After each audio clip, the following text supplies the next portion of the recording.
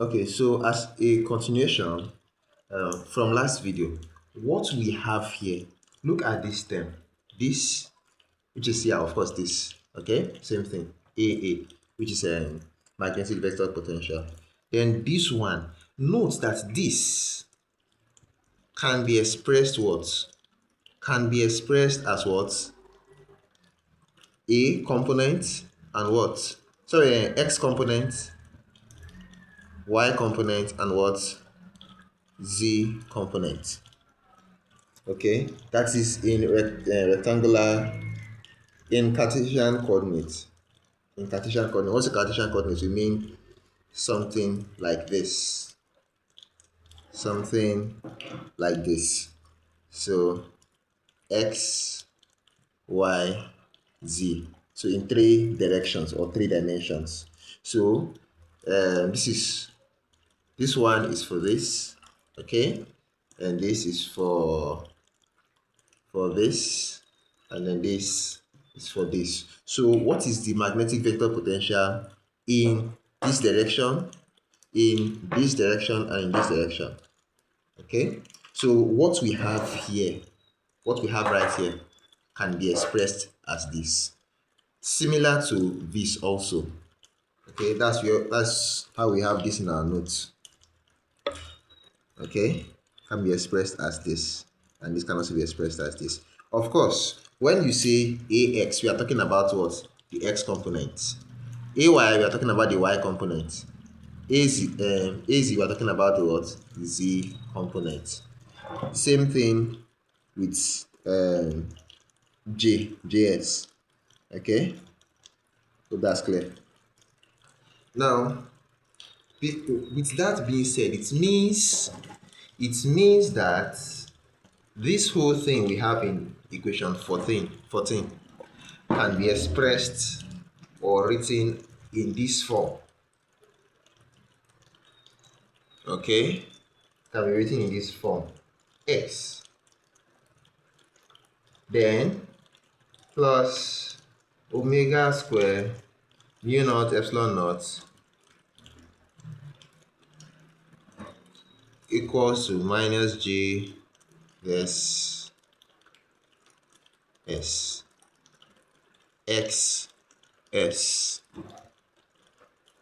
Now this is for the x coordinates. They will also do for y. You have this, you have this. Here will be what? Y, because we are now doing for y equals this y. Do we get it? Also for z, that's what we have here. That's what we have here. Just the same equation, this same equation, just that we are now expressing it in x, y, and z. So equations corresponding vector components. Okay. Then there is one thing to note. Look at this particular thing. If you check this part we have here, this whole thing. Let me use from this equation, from the general one. This whole thing we have here. Okay. That whole thing can be seen as what? Equal to beta naught square. Let me write it out. Omega square mu naught epsilon naught is equal to what? Beta naught square. So this simply means that everything we have here, all these guys, these ones, this can simply be replaced by beta naught square. So we'll do that right now. So all these guys will be replaced with what? Beta naught square. Let me just do for the z component. So you have this beta naught square az minus mu naught j c s. So with this now, this will be what? Equation 15a, equation 15b, equation 15c. Okay, so that's how we got to equation 15. Okay, just from equation 13, you express everything in x, y, z components, and then this whole thing you set it equal to beta naught square. Okay, that's because this guys here is equal to what? First of all, omega is equal to what? Beta naught all over mu naught epsilon naught square root of this. If you take the square root of both sides, sorry, if you take the square, that is square both side, this square will get into this, of course. This square into this will do what? Will cancel out the square root. So you will now be left with omega square equals beta naught square all over mu naught epsilon naught. And of course, when you do this multiplying this side will give you what? Omega square multiplied by mu naught epsilon naught will be equal to what? Beta naught square. So this whole thing, which is this whole thing is equal to what? Beta naught square. Okay?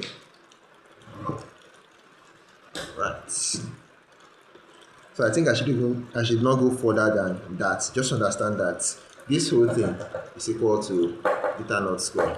Okay? But of course, if you have questions on that, you can leave it in the comment section, and we'll do it to explain further if you have more questions on that or need clarity on that. We just have to know that to make this expression simpler, have less terms here.